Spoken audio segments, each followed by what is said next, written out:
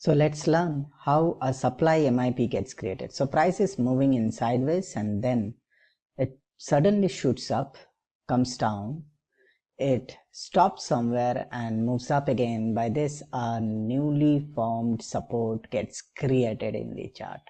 Okay, so once the support gets created, thereafter what happens? Price again moves up but fails to move up and drops and engulfs the newly formed support.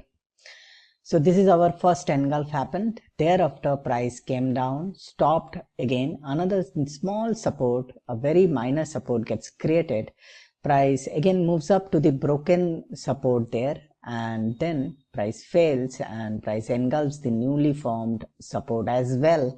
And once that is done, there in the price structure there is a rally base drop formed, and this rally base drop is our MIP supply.